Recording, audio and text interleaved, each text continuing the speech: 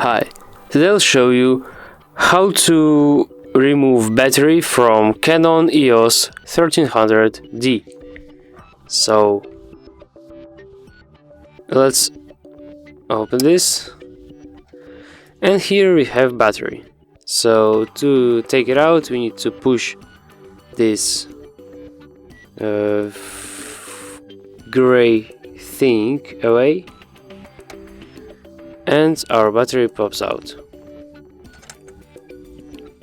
So there it is. To put it back in, just put it here and push.